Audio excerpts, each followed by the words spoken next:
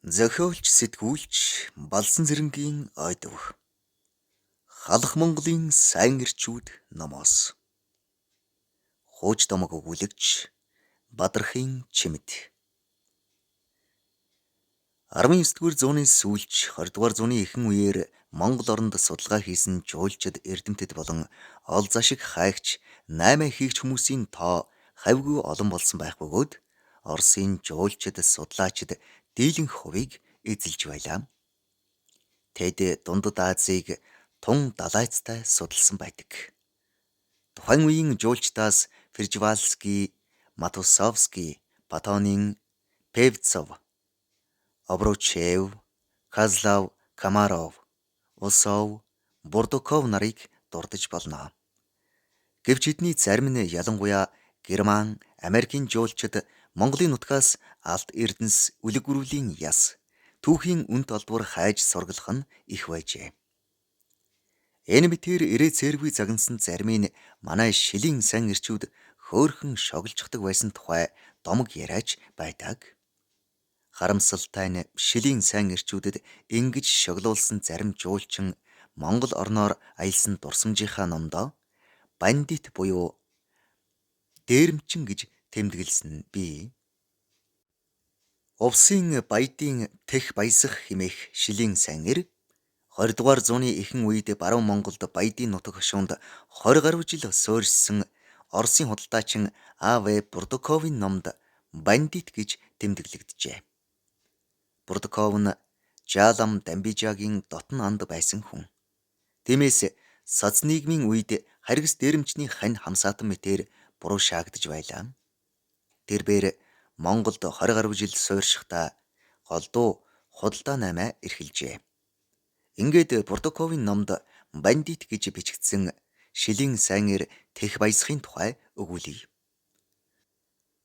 Увс аймгийн Харьяат биологийн ухааны доктор профессор Бадрахын чимэд гуай баруун Монголын сайн эр тех баясахын талаар чамгүй судалгаа материал цуглуулсан аж. 2013 онд тэрбээр судалгаанаас үндэслэн ийхүү хөөрнөж байлаа. Тех баясах 19-р зууны сүүлч 20-р зууны ихэнх үед баруун Монголд амьдарч байсан тех баясах бол нутаг хошуундаа алдартай шилийн сайн эр явсан хүн. Манжин 9 эрүүг 2 ч удаа даван гарсан гэдэг. Одоо энэ хүний үрс сад тех нэрээр овогддог. Сайн эр тех баясахын өөрийн гараар босгосон 13 овоо одоо Увс аймгийн баруун дуруун сумын нутагт сүндэрлэж байна.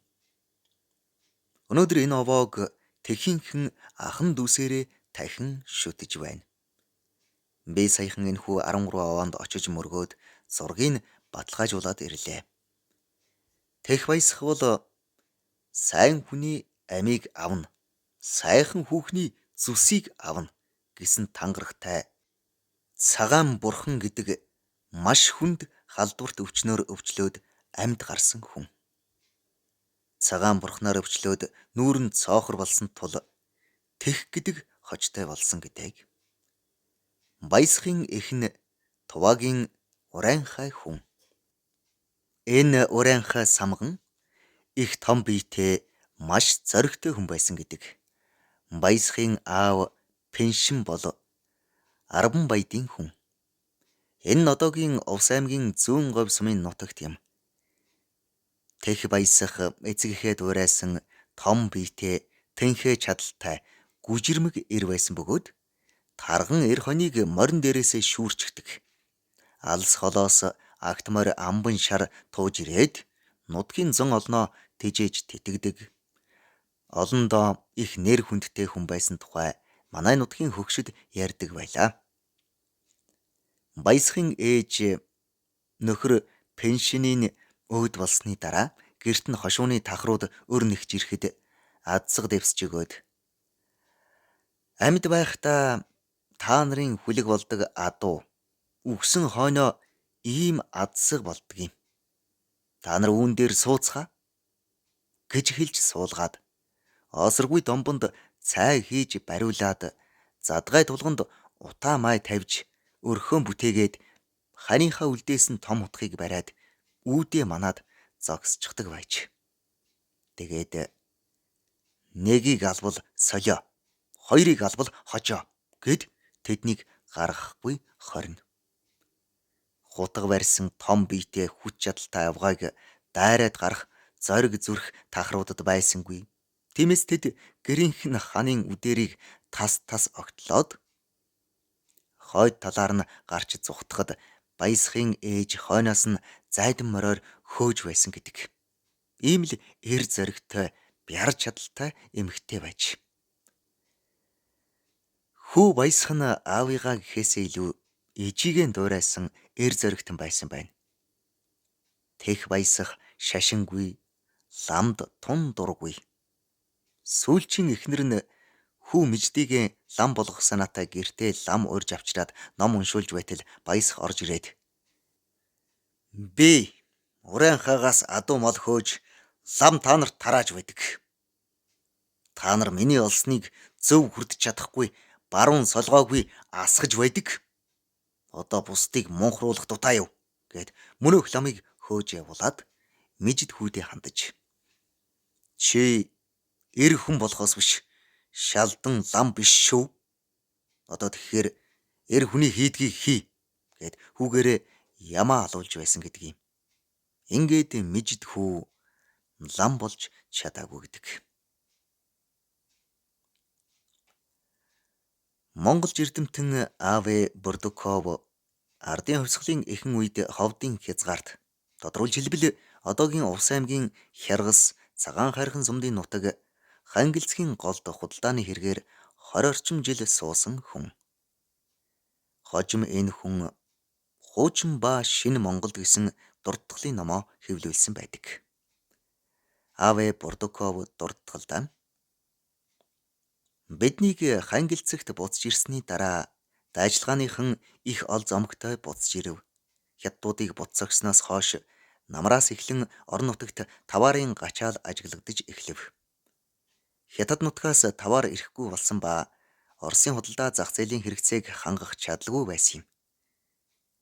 Буцаж ирсэн зэргүүд олзондоо үрлэгэн хандаж таварын хямралыг улам дордуулв. Нутгийн ноён Түмэн гүн 10 тэмээ ачсан их олзтой буцаж ирсэн билээ. Манай факторийн дэргэд нутгийн баячуудад дээрэмдүүлсэн хэсэг хятад мужаан оршин сууж байсан юм. Энэ үйл явдал бүр зунаар бид гэрийнхнээ Кош агаачид хүрэхээс өмнө болсон билээ. Улаан гомд той пүү шатааж 2 сүм барьж байсан 18 хятад зоригт хааны ивэл дор хэрэг явдалд өртөгдөлгүй шиг сууж байжээ. Сүүлд Жалханц гэгэн Улястагаар дамжин нутаг буцах бичгийг олгожээ. Хятадууд энэ зам явах бичгийн хүчинд итгэж 30 тэмээ хөлслөн Баядын нутгийг дамжин Улястаа орохоор хөдлөв. Замд гарсан анхны өдрөөс эхлэн тэд нутгийнхны ол золох хорхойг хөдөлгөжилдээ. Хошууны дөрвд баядууд тэдгээр хятадыг дээрэмтхийг хараахан зориглохгүй байсан тул замдаа саатлгүй явсаар Баядын нутгийн хөлийг давжээ. Гэтэл тех гэгч нэгэн этгээд хэдэн дээрэмчний хамт турууны голоос ирж Түмэн гүний ихнийг турхирсны дараа тэднийг дээрэмдэж орхисон байв. Үд дундын үед миний танил 25 баяд хөтөл дээрээс бууж ирэхийг би факторийн хашаан дотроос харсан юм. Нутгийн монголчууд тэдний араас давхиулан одлоо. Хошуу ноён ихэд айж тонон дээрэмдсэн бүх зүйлийг эргүүлэн хураах, бүртгэж хамгаалах тушаал өгөв. Хохирсон хятадуудад гэр барьж өгөв, мөн хойно олгов. Тэгээд ээлжээр түлээ буулгаж өгөхийг баядуудад үүрэг болгосон юм. Жаалам дамбиж андсан дээрэм хийсэн бүх буруутны хамт ховдод хүрэлцэн эрхийг Түмэн гүнд тушаав гэж бичсэн байдаг. Энэ явдлаас болж тех баясах Түмэн гүнтэй бас дээрэм хийсэн залуустайгаа цуг ховдын амбанд хүргэгдсэн байдаг. Дүнтэй цуг 30 тэмээ ачаатай хятадуудыг дээрэмдсэн залуус энэ хямнаас дээрэмчний толгойлогч өөртөө аль хэрэм авах юм бол доо гэж битүүхэн ажиглаж байтал тех баясах би олон хүүхэдтэй хүн.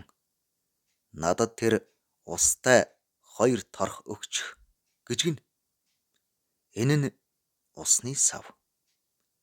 Ингээд тэр 2 торхыг аваад бусаддаа ангийн үс, торг дурдан гээд хамгал үн цэнтэйг нь хуваан өгчээ.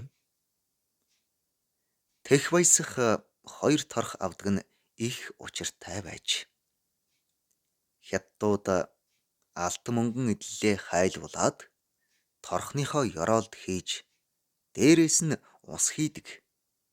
Явуулын дээрэмч таарлаа гэхэд усны савыг тоодгүй ажил дээ. Олон удаа хятадуудыг тонсон баясах үүнийг сайн мэддэг байсан байна. Тех баясах ховдын амбанд дуудагдахаас өмнө өөрийн овсгоо самбаагаа харуулж хятадуудаас дээрэмдсэн усны торхноос гарсан гулуу залтыг тас цавчаад ховдын амбаны төшмөлүүдэд барьчихжээ. Тэгээд ховдын амбанд байцаагдсан байна. Баясах хамт баригдсан залуустаа та нар бүх хэргийг над руу л чигчих. Би мэдэхгүй тэхэл мэднэ гэд угаарай гэж загчээ. Ингээд баясах бүх хэргийг өөртөө хүлээжээ.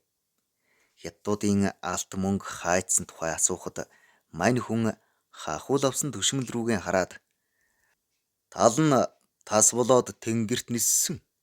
Тал нь тарваг болоод газарт шингэсэн гэхэд нөгөө төшмлүүд нь сандралдаад явчихаж 30 тэмээ ачаатай хятадуудыг дээрэмдэх үед нэг хятад өмнө үеэр нас барсан байх.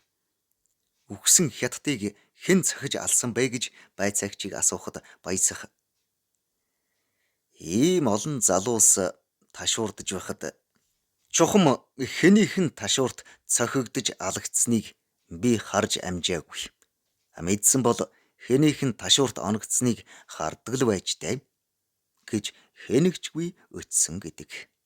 Эцэст нь нөгөө сандралцсан түшмлүүд хоорондоо шивнэлдэж байгаад энэ ерөөсөө тайлагдахгүй хэрэг байна.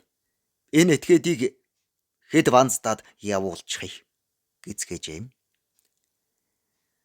Тех баясах хэнийг ч ялд унгалгүй өөрөө хэд банздуулаад энэ хэрэгээс мултарч байсан гэдэг. Мөн Бурдуковын дурдтгалд хэдийгээр тэр дээрэмчин гэж бичигдсэн ч өнгөн дээрээ бол ядуу ард түмнээ тэтгсэн сайн ирэл байсан байгаа юм. Тех баясах ах дүү дөрвүүлээ. Өөрөө бас их олон хүүхэдтэй 2 ч эхнэртэй хүн байж. Түүний дүүнэр гэвэл чулуун, хүлтэг, ээлжигэн, адиа нар юм. Тех баясах 2 эхнэрийн 14 хүүхэдтэй байсан гэх бөгөөд сүүлчийн эхнэрийнх нь отхон хүү Осор эдүгээ 90 орчим насыг зооглож байна. Улаанбаатар хотод энх тунх амьдарч суугаа гин. Тэхийн хүүхдүүд гэвэл түрүүчийн эхнэрийнх нь Гомб, Гонгор гэдэг 2 ихэр Жигжид, Жаргал, Даштава, Дотног нар юм. Сүүлчийн эхнэрийнх нь хүүхдүүд гэвэл Дэмбэ, Дорлог, Мижид, Цэнджав, Цагаан хүү, Эрдэнэ хүү, Осор нар болоо.